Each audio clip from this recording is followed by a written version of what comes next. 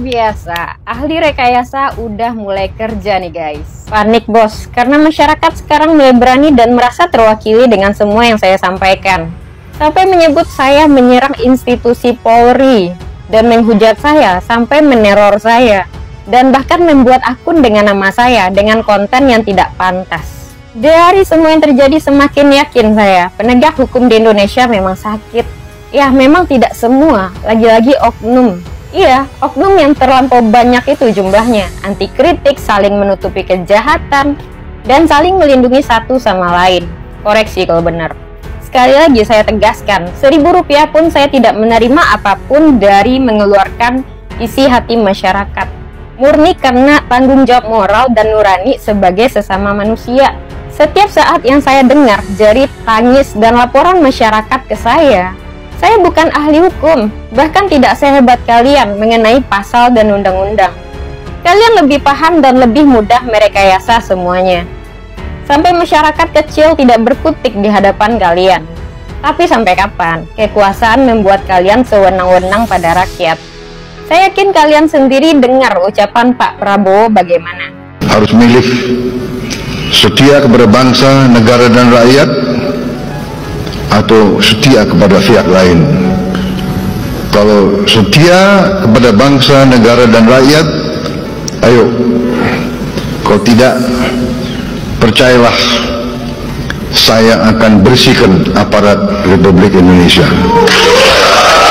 Ya, saya yakin jenderal lebih tegas terhadap penegak hukum yang kotor.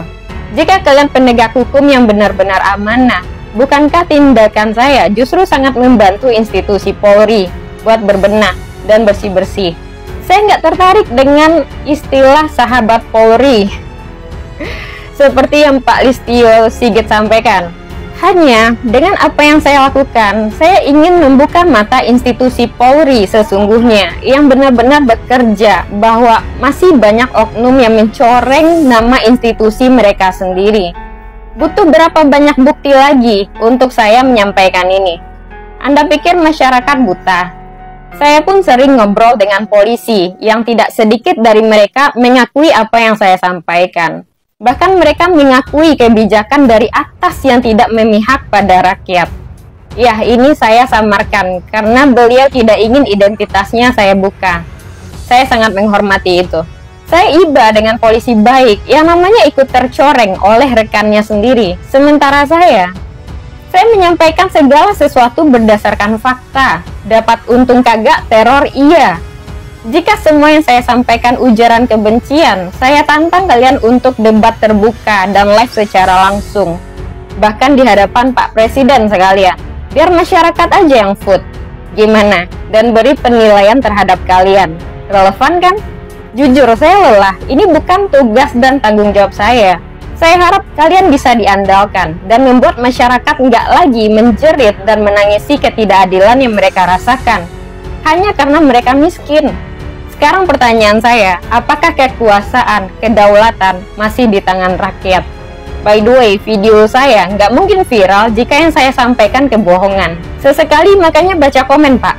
Sekali lagi saya tegaskan, saya nggak menyamaratakan semua Polri, tapi saya mengecam oknum yang hampir semua jumlahnya. Sehingga dengan berat hati, kadang saya sebut polisi baik itu adalah oknum. Bagaimana jika ganti nama aja, agar memulihkan kepercayaan publik pada Anda? Atau apakah perlu polisi swasta untuk menangani kalian? Karena ternyata propam emang nggak cukup untuk menangani kalian. Tulis pendapat kalian netizen di kolom komentar.